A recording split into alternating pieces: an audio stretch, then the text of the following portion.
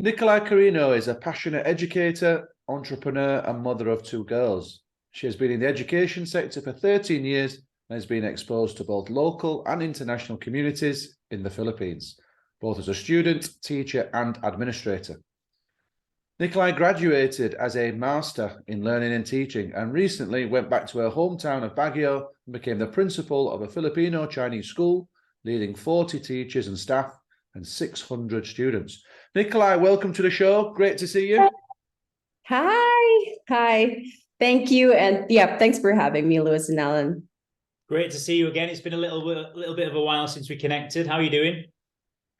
Doing good. Been busy, but still here. So all good. And you just finished your first term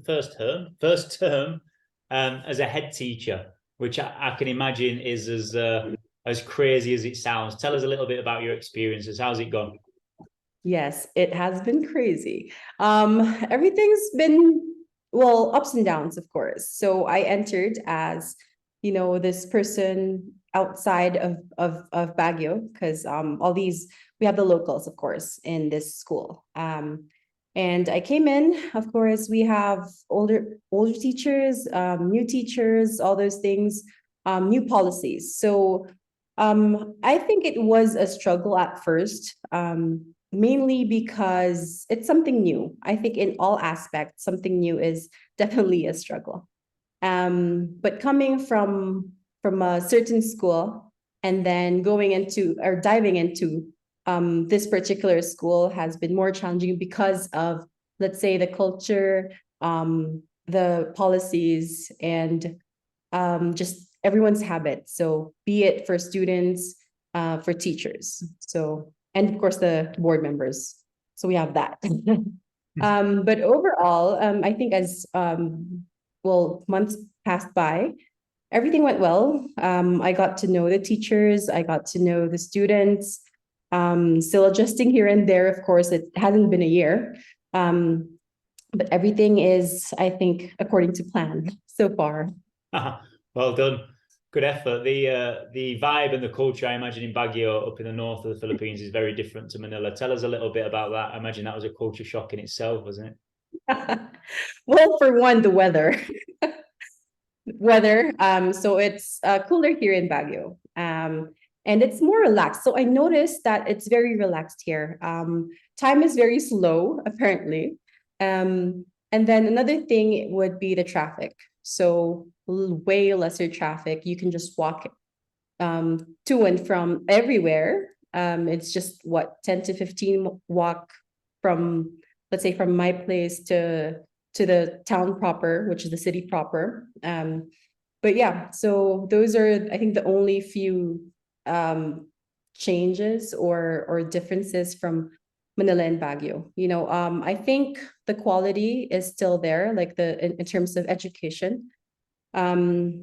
It's just more of the feel or how people see things. Like, for example, in Manila, it's very rushed. It's very, you have to get to point A and point B. And I get that because, like, probably of the traffic, all the transportation, whereas here it's more calm there. And do you find that transfers over to getting things done as well? You've moved from an international school in Manila, where we met and worked together closely.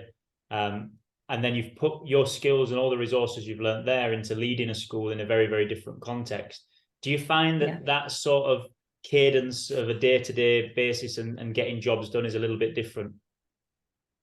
Yeah, in terms of getting the job done, I don't think there were any changes. So, I got used to this certain things that I do, having this whole timetable, having my whole schedule, and then having that here and putting that here. I think it's more of an advantage from my end because, like, I get to do things earlier. I get to get things done like right away.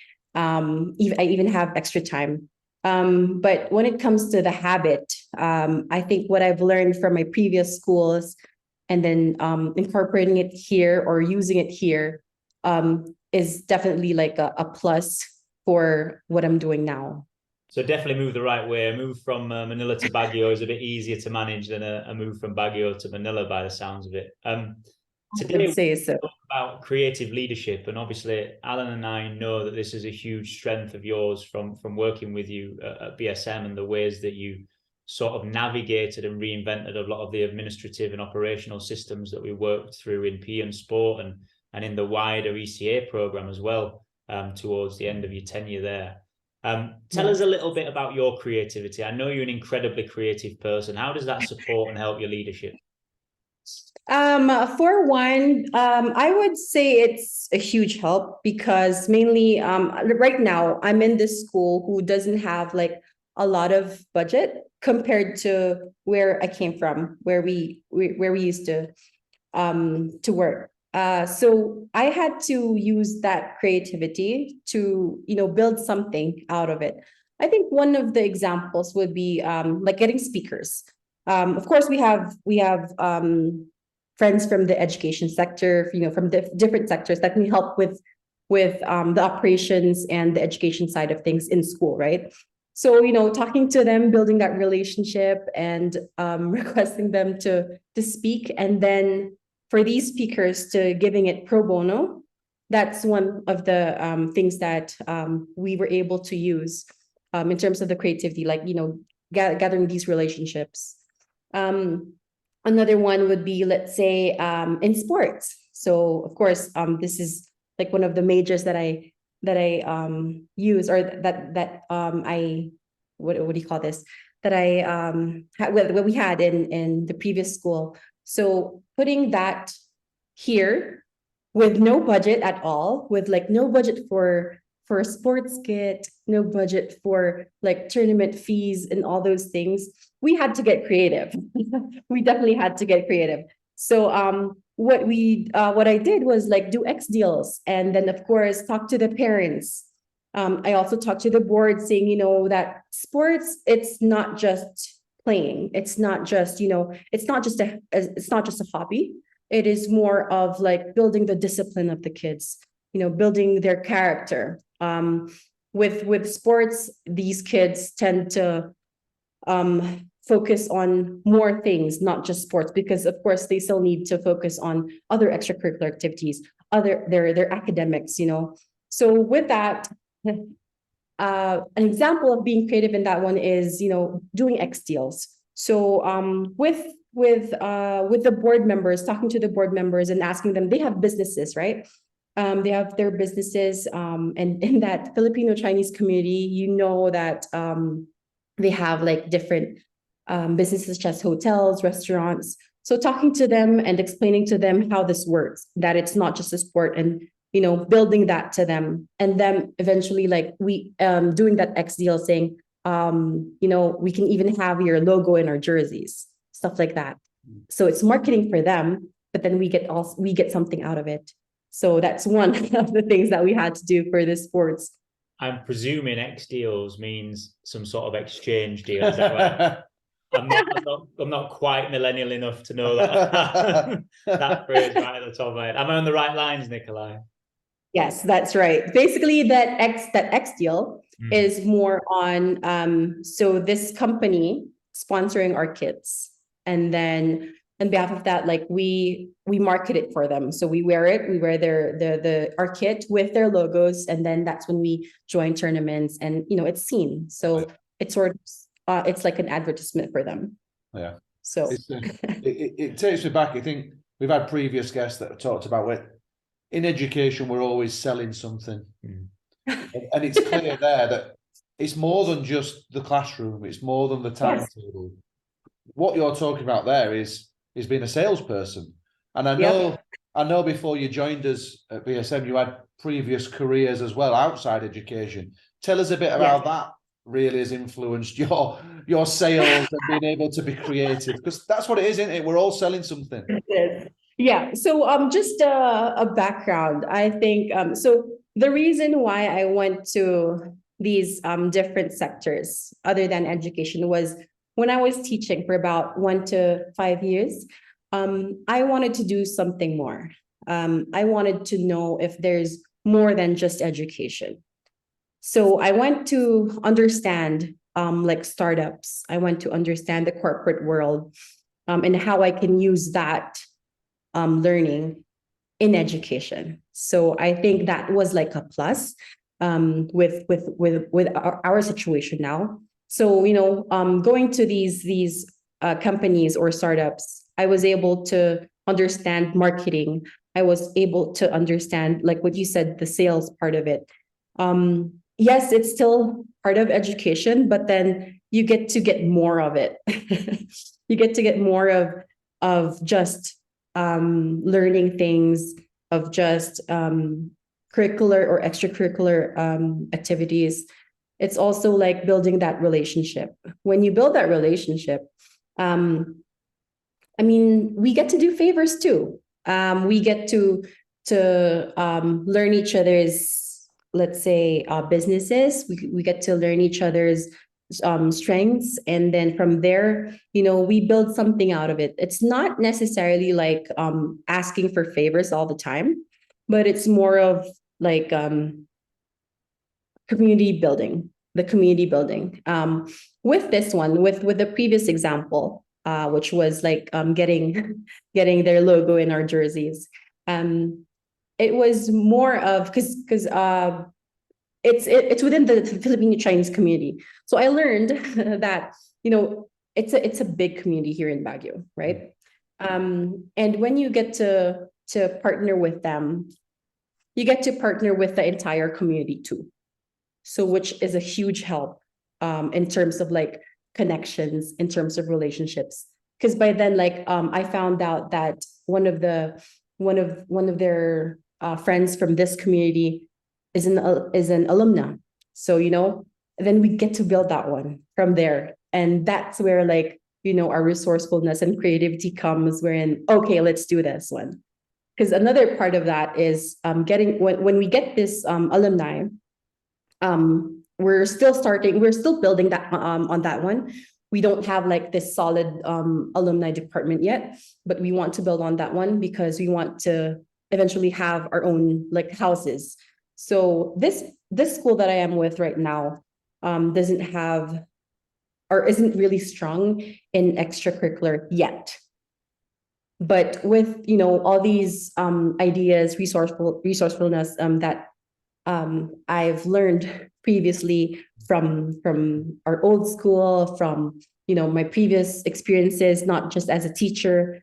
Yeah, so it's more on creating that part. So I want to build like this house groups too, wherein it's not, they see that it's not just sports, it's not just arts, it's not just the academic part of it. It's like the holistic being of the kid.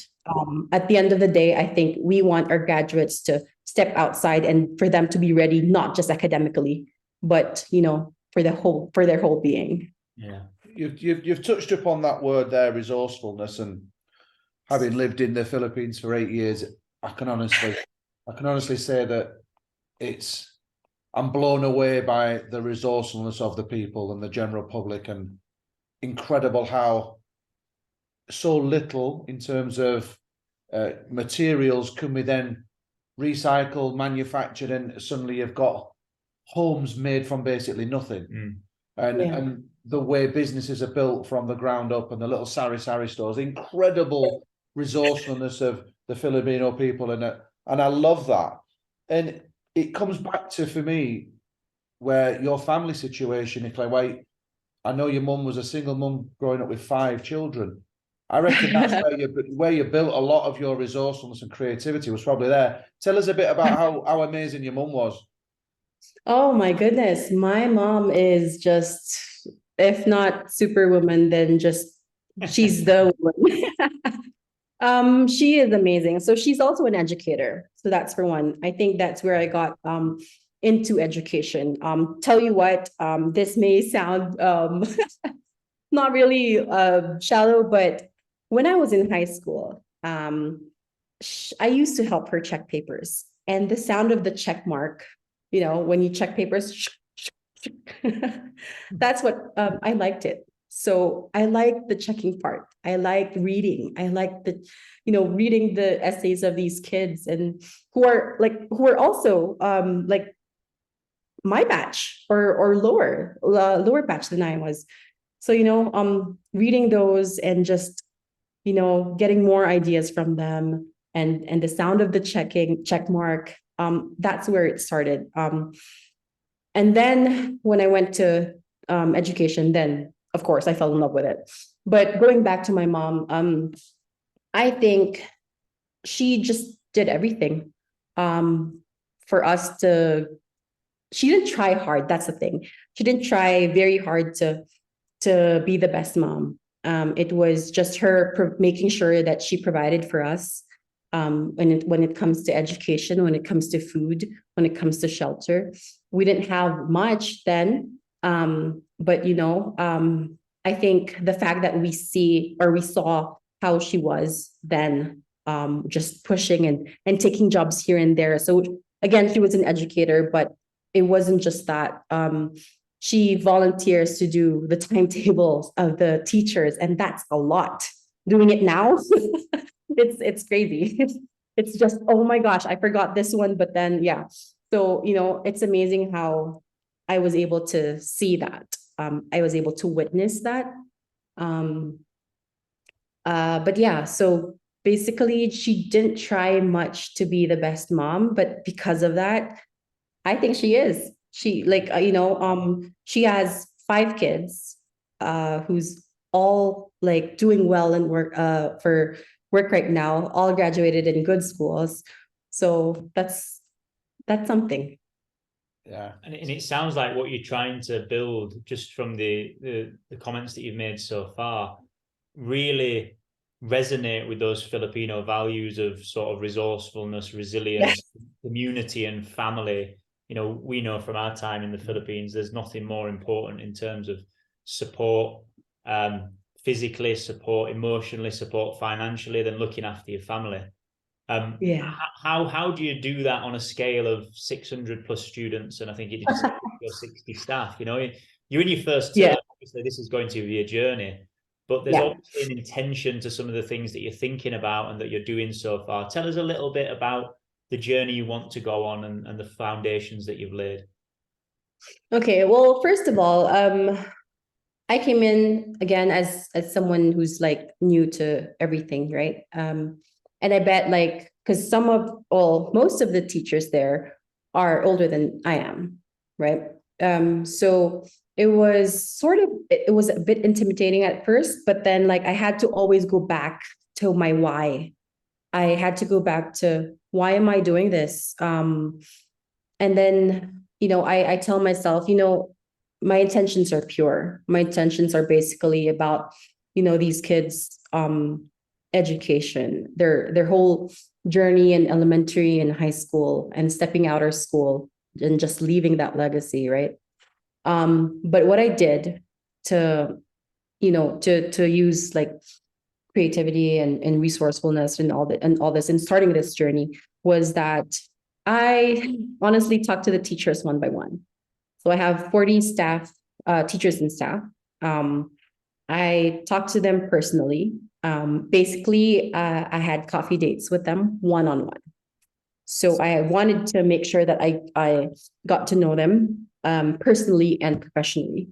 I think that way we'll be able to help each other, right? I'll be able to know their strengths and then also, of course, their weaknesses, and then we build from that one. So Nicolai, how did that coffee date look? Do you mind me just digging into that a bit more? Did you have a script? How did you do that? Because it's something that really interests us, doesn't it, when developing relationships? Yeah. So there's no script. Of course, I had my usual how are you and how are you doing, but no script. So it depended where I was, because I have 2 campuses. So it was either in school or outside, but it was a coffee date. So I treat them coffee. And then I tell them, I start by saying, I hope you don't think of this as like an interview or just watching you or anything like that. It was more friendly. I started by introducing myself and telling some personal things about myself, Yeah, because by then, yes, by then they will open up too, right? When they see that my intentions, when they see who I am, I think it all escalates from there. It all builds from there. But yeah, so some of the questions I think that I asked them was, how long have they been there? What made them go into education? And then how, like, where do they see themselves after a number of years?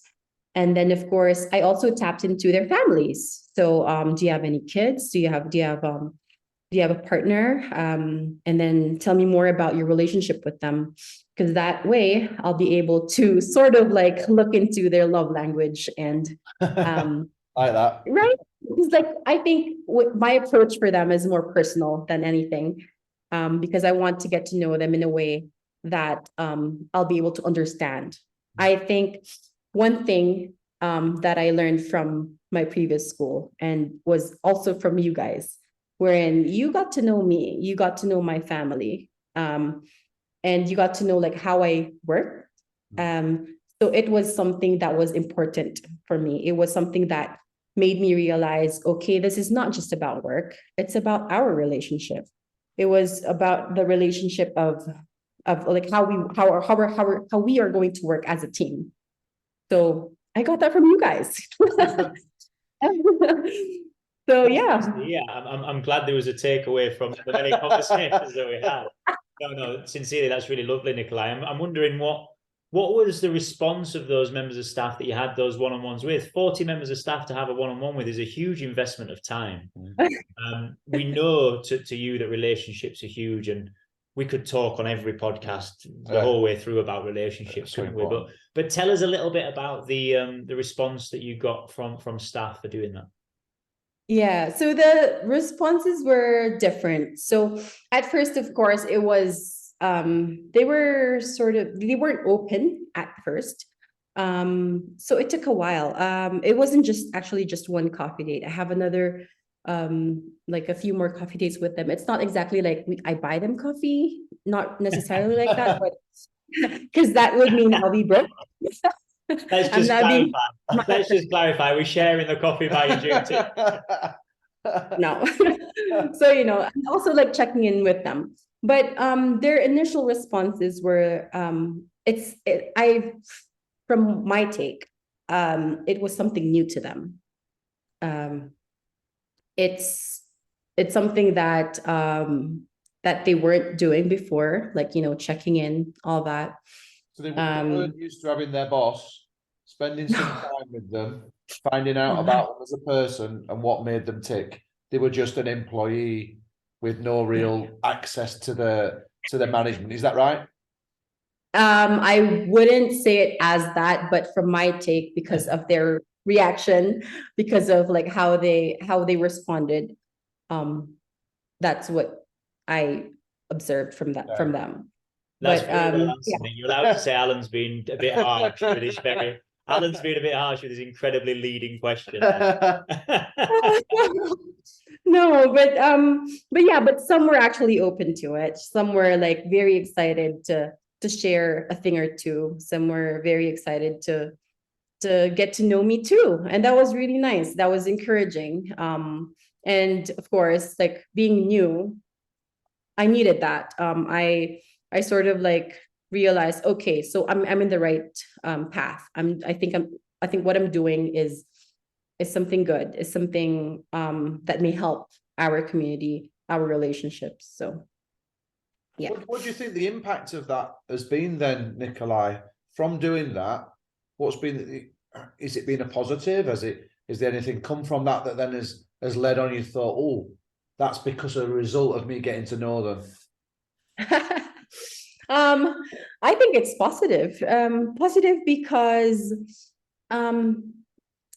they get to know me, number one. They get to know like what I'm doing here. Like they're probably thinking, of course, like, who is this new person who is also young doing in the administration, right? So they must be thinking that. But I think it was more of a positive thing that happened, mainly because when I got to know them, I got to understand how they are, how they work. And with that, there's always a follow through. So I actually have like another set of coffee dates starting mid-Feb. That's gonna be after examination. So just to make sure not to disturb them with exam questions and checking of exams. But I think it's all positive. And that's a wonderful phrase you sort of you left that comment with, which is you want to know how they are and how they work. Yeah. It reminds me of a TED talk I had on just before we came on, actually, by a guy called David Kelly, who talks about creative confidence. And in it, and he shares a story about a guy called Doug Dietz. And Doug Dietz, or Dietz, not sure how you pronounce it. Let's say Dietz. Doug Dietz was into medical imagery, and he was an inventor that helped to create MRI machines. And he could do that from a distance and think that he was changing the world. And that this was helping to spot ailments, spot issues, spot physiological problems. But actually, the important bit from his sort of research, he says himself, was when he went onto the wards and into the hospitals himself, and he saw it firsthand.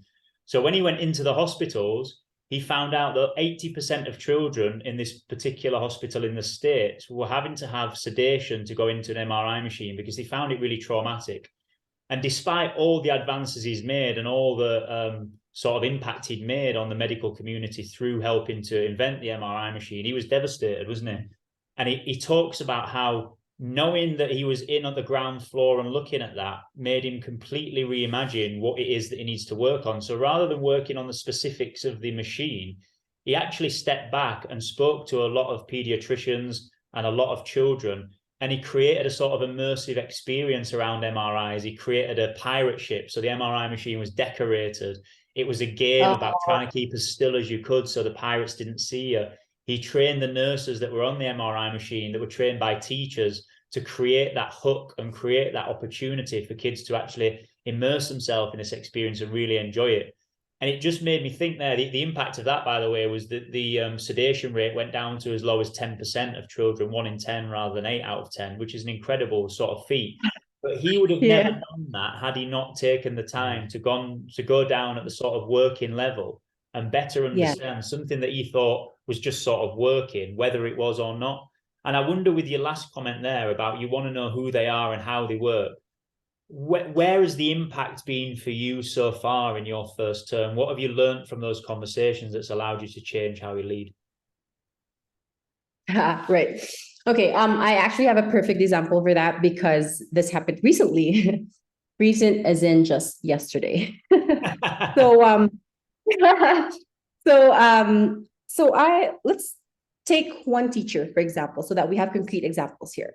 So this teacher is a MAPE major. So here in the Philippines, MAPE is music, arts, PE, and health.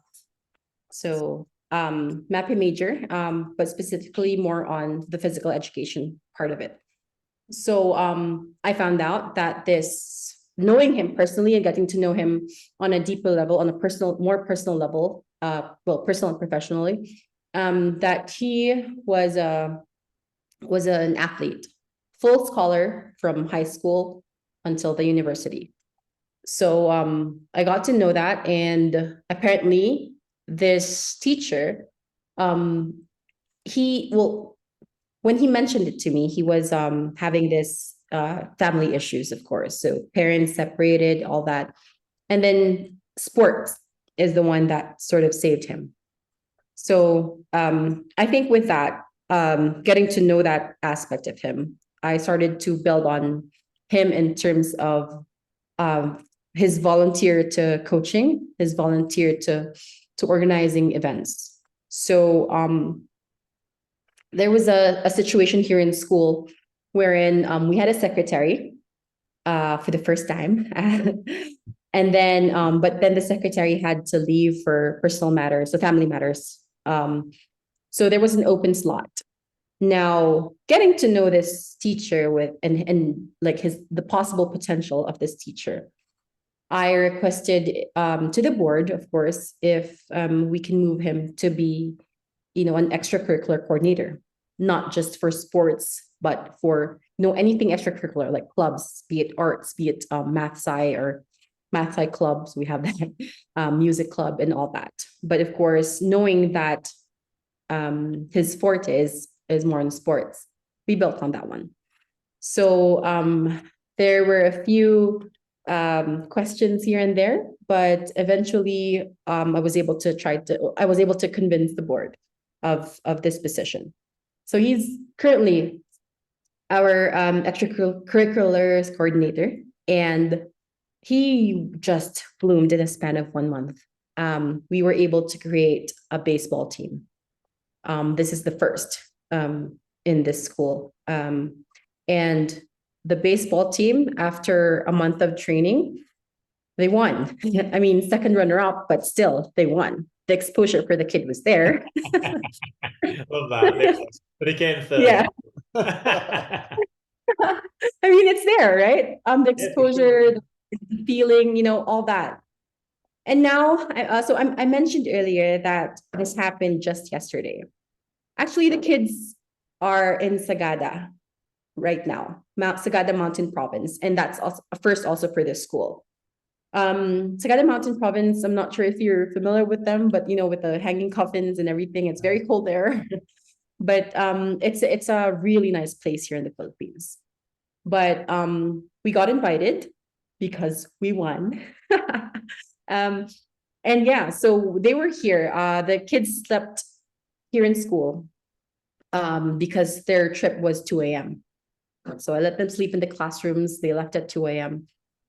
So yeah, so I think getting to know this teacher on a personal level and getting to know their background, getting to know their strengths and weaknesses, and using that to build on them so that they can build on the school. Yeah.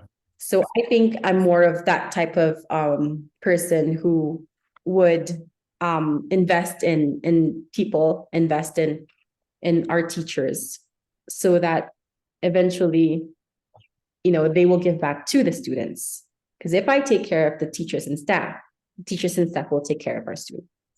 So I think I'm wondering, sorry to come in there, I'm wondering if that's because you've basically done every role in school, like from being support staff and now being into leadership. Is that giving you that greater empathy to go and spend time with people rather than just someone who's just gone, right, I've just gone into teaching, they've got no experience in employment out that, you've done a role that's as a support staff, and then you've built your way up there and you've built systems, and now you've gone into a leadership role. Has that been created through those experiences, do you think? Definitely. I was able to feel that once when I was a support staff, when I was, a teacher back then. I was able to experience both the positive and negative side of those things, like positive in terms of, yes, my manager or my line manager helped me bloom. And then I've also experienced having like a coordinator or a line manager who is more of like just pure work. So I put myself in that situation and built myself from there, or built this sort of community from there. That's, I think, that example with a teacher is just one. On a more general scale, of course, the school doesn't have budget for like acquaintance parties and, just get together parties or quarterly get-togethers. So what I did was at the very beginning of the school year, just I think a week before the school started, we started July.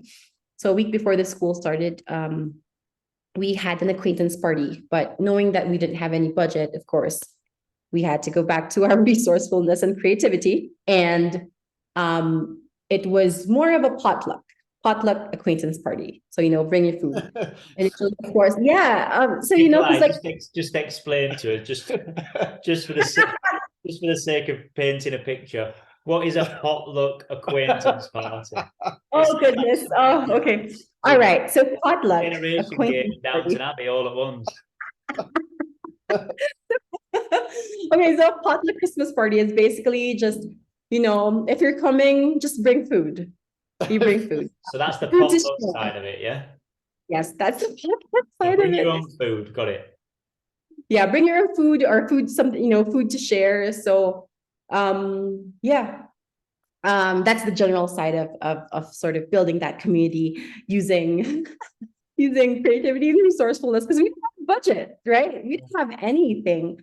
So, but I wanted this, and I know for sure that it'll help with our relationships, with our camaraderie, fostering connections with employees and this whole camaraderie, and it's focused on building their morale, their competencies.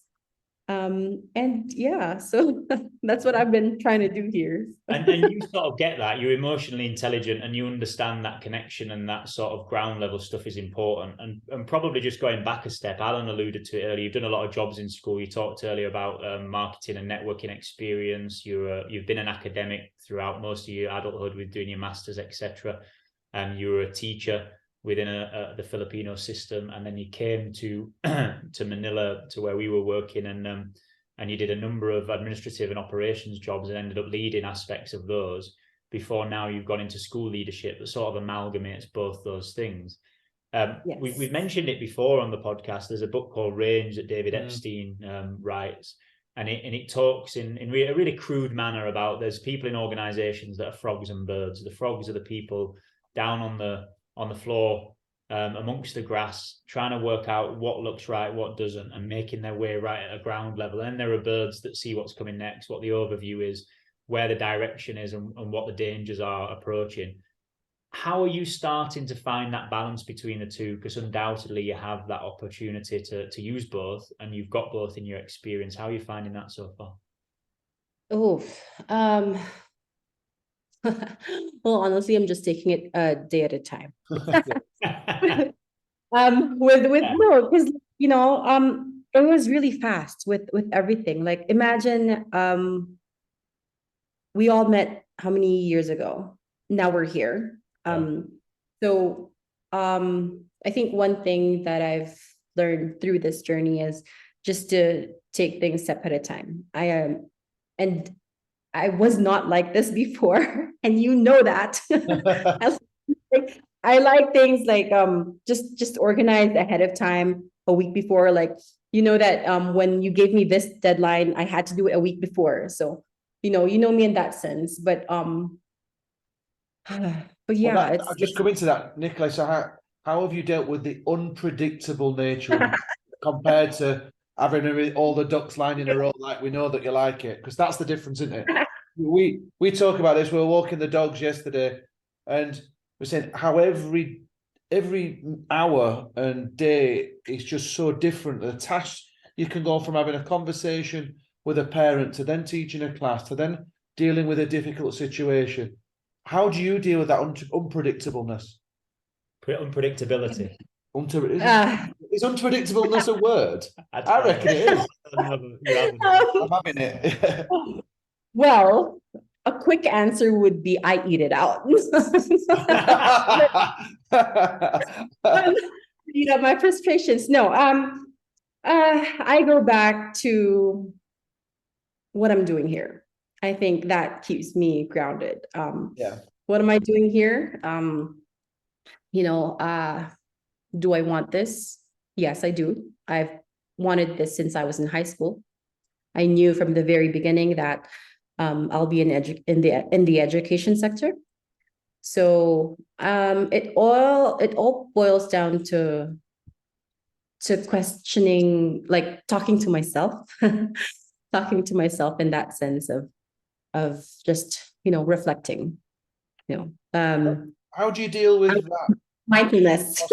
Nicolai, how do you deal with that feeling that, and we get it all the time, of do I deserve to be really here? Am I actually really here? And how do I get through? Well, how do I blank my way through this one then? Well, of course, the easy answer is, of course, I came from a religious family. So I always hear the term, I wouldn't be here if it weren't his plans. Yeah. that would be the easy answer to your question. Yeah, But of fair. course, but of course you can't just, we're curious people. So we always ask that, do I deserve to be here? What am I doing here? Is this the right like position and course for me? All those things. And then I take a step back. That's how I deal with it. Okay. I take a step back and just sort of appreciate my journey, appreciate the people I met, appreciate like basically everything that happened. Because like when you take a step back and you realize these things, at times, yes, you feel better, but at times you're still there, you struggle. So,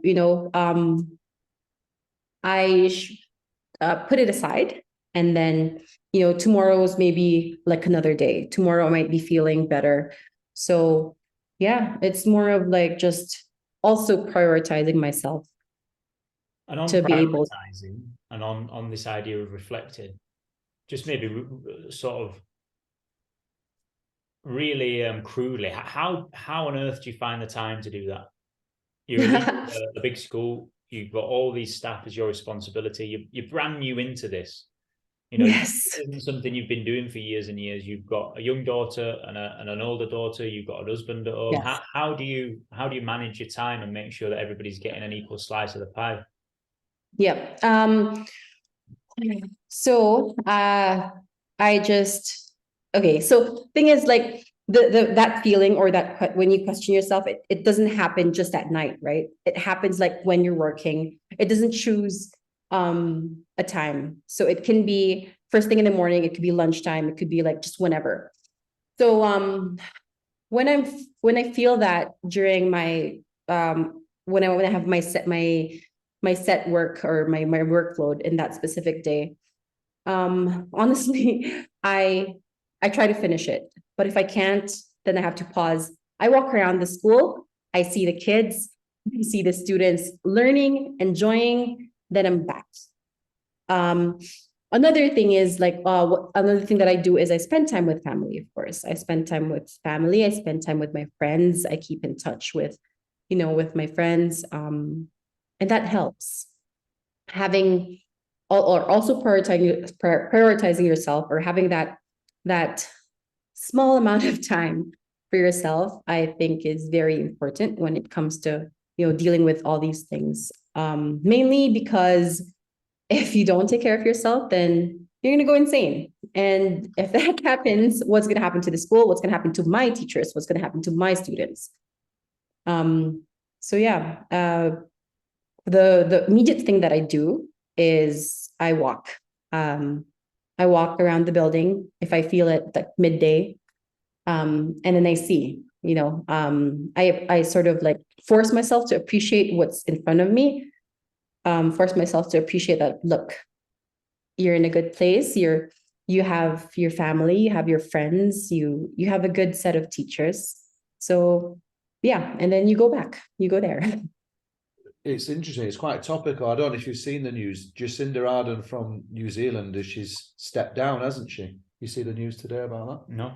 And it was about burnout and recognizing burnout. Now, we've had experiences where we're extremely tired, or when you're in a situation where there's stress and anxiety, and that tends to happen. This is the Prime Minister of New Zealand who's held her hand up and said, "I'm burnt out. I'm done." And she's held up there as a strong female leader. And how has gender been a part in your role there? There's so many good female leaders in the Philippines. Yeah. How's the staff taken to having a female leader there, someone as strong as you? Well, first, I think I was very blessed because the principal before me, who just retired, is a female. So you're following we have on. that. Yes, following on. And I'm actually grateful because so far, I haven't heard or like felt anything like that here in in our community. Yeah. Most of our teachers are women anyway, and we see that the male teachers in our community, they respect us. They respect the teachers. They respect the female teachers. Currently, I am grateful that it's not an issue here. Yeah. There may be like, outside the community or maybe outside the school that I haven't heard of because it's only been a few months anyway. But maybe if I were to answer that question, if I've heard of any issues or news about that, well, I will just continue with what I'm doing and then they'll see, right? I really believe that actions speak louder than words. So, just sit tight and let me do my thing. But yeah, so I'm grateful because it hasn't happened to, or I haven't felt that here yet. Yeah, it's that strong female leadership is so powerful in the Philippines, and you see that the exodus of people coming away from the Philippines to be the overseas foreign workers. Do you see that impact more up in the north compared to being in the city in Manila as well? For this one, just no. It's been the same. So far, it's been the same.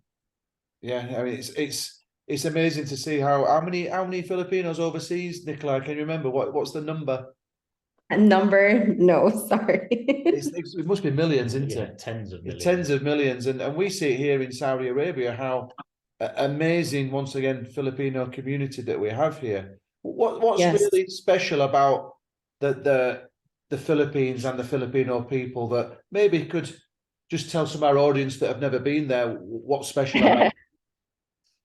Well, for one, and I've heard this from, not just the locals, but also, expats or the international people who come in and out. We're happy people. We're positive people. We turn things like, if we receive this news or if we receive something that is not so good, we try to still see the best out of it. I mean, correct me if I'm wrong, right? Oh, yeah, I fully agree. Yeah, so resiliency is another thing. And of course, going back to resourcefulness and creativity. I think that's because of, our situation here. Like we're in a third world country. We have to do what it takes to survive, to still be happy. It brings it full circle, doesn't it? To where we talked about creative leadership, we talked about resourcefulness. That is indicative of people in the Philippines and the happiness and the joy that's there and making the best out of a situation. And they're all really good leadership traits. They are, and for me, all that comes from community. Yes, and you look back on an ancestral point of view. We're born to live in tribes, large numbers of people. And the more westernized the world has become, the more that's become isolated families that are living in brick walls that separate themselves from one another. And we could get very philosophical on how far you go with this, but families suddenly become 2 parents, 2 children, and that's what a standard family is. I feel that you don't see that in the Philippines. You see multi-generational households. You see families that live close to one another on the same street, often next door to each other if they're not in the same household. And you see those families connecting on a spiritual level through their religion, but also on a level of ensuring that they're still in contact with one another. The constant sort of FaceTiming and updating of family is just a regular thing in the Philippines. If anybody wants anything, they want data for their phone, because data for their phone means that they can stay in contact with their family and their friends, right? And the more you get to know Filipino families, the more those Sunday afternoons where their family come together and they may go to church in the morning or what have you are really important. And those family meetings are important. There's obviously a different side to that with family dramas and how that becomes very difficult. but all of that, even the drama side of things, allows a family to be a lot closer and a lot more tightly knit than maybe we're used to in the Western world. And I think that there's no doubt that has a really, really strong foundation on which this happiness is built, right? Yes, that is right. That is right. You know, you're constantly around people that love and support you and want to help you in one way or another. What's it called? Bayanihan? Is Bayanihan, that right? feeling of community. That's right. Yeah, That's the term. Alan, grave, Tagalog. I love it. It's those principles of living there that we're certainly trying to create here, of almost that concept of Bayanihan, of community, of developing a culture. Yeah, undoubtedly. And I think that does come from a strong place, and it comes from a really good place in the Philippines. The Filipino people could teach a lot about community and how to look after one another, I think. All right, shall we wind it down? Our finishing questions. Tell us, Nicolai, a highlight of your first term. We're going to give you a few short, sharp questions. Give us your highlight of term one. All right. Highlight for term one was, of course, building slowly, of course, the sports of our school. Having from basketball and volleyball only. It's not even like the team, it's just a club or after school thing that kids play. Building on that one. Next would be building on the teachers, focusing on the teachers, helping them personally and professionally. I was able to also have this app. It's the Baguio Patriotic School app on iOS and Android. So before, it was really old school with like paper and pen, or paper and just the computer printed out. But now, the kids and the parents can see their grades online, their everything. So even their statement of account, even the profile of their kids. So, building that, or creating that that school system from a very old school system to, trying to keep up with the 21st century. So building on that one too. And then, just as mentioned earlier, the fostering the connection of, the employee, and the camaraderie, not just within the administration, but with the teachers and the students. So, but yeah, so far, those are the main points of just the first term. Yeah, just the first term. Right, this will be a good one. I've changed the wording on this slightly just to fit in with what we've done today. 3 people. Oh, go on. You'd like to have a potluck acquaintance party with. Oh God, that is embarrassing. If I say, okay. Give us your three top people, dead or alive, whatever you want them, famous, not famous. Potluck acquaintance party. 3 people. Okay. In history, does this mean can they are they allowed whatever to be you want, allowed? Nicolai? Whatever you want. Okay. I think the first one would be Elizabeth Barrett Browning. She is an author of my favorite sonnet, How Do I Love Thee? And then the second one would be Michael Jackson. Oh. And then and then the third one would be I would probably say Jordan. Michael Jordan, not the page 3 model, right? Yes, Michael Jordan. Right. So chose the 3 mainly. What about the third MJ? You've missed the third MJ off there. Yes, I miss MJ. But yeah, so those 3, because if you've noticed, they are in different aspects of the holistic being of a kid. I took up the education sector first, but because there are only 3. But one is on literature, and then the other one is on music and arts, and then the third one is in sports development. Great So, answer. What food would they bring? This is what you just stolen my question. I was just going to ask. So, what in your potluck acquaintance party? What's Elizabeth bringing, and what are the MJs bringing? That is a tough one. That's actually tougher than the first question. Elizabeth would probably bring the drinks, tea. Oh, tea. Nice. It's a tea party. Yeah, tea potluck party. You forgot about the potluck. And then What would Jackson bring? What would Michael Jackson bring to a potluck? Nicolai's going to tell you in a minute. no. But I would probably see him bring let's say maybe pastries. Pastries. Oh, okay. Pastries. Yeah. What are we talking? Like This is afternoon tea. like a croissant or a pina chocolat or like a Danish. What would you be bringing? Ooh,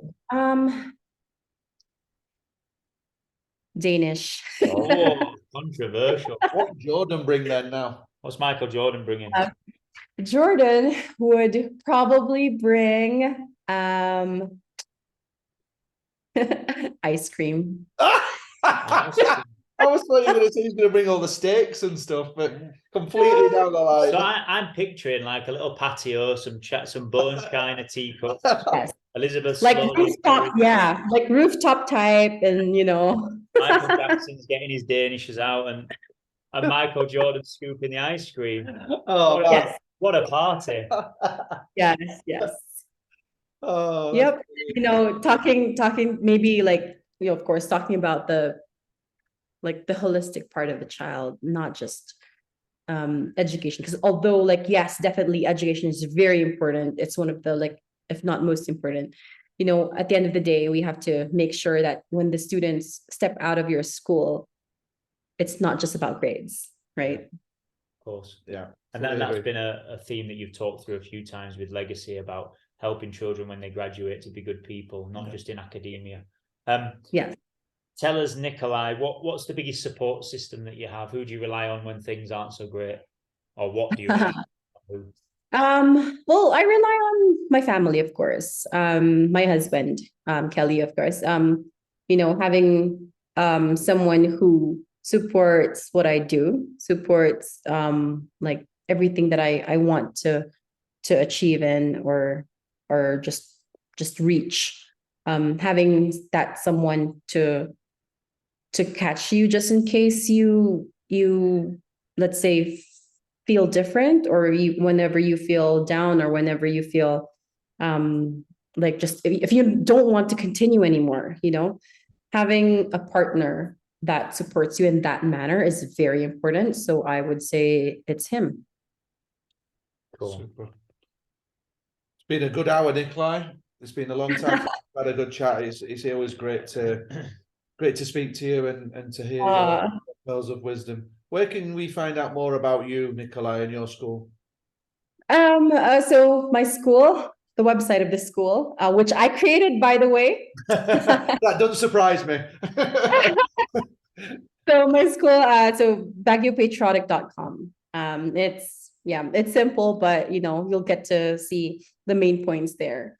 But yeah, you can also reach me through Instagram and Twitter. Yeah, Nicolai.abc for Instagram.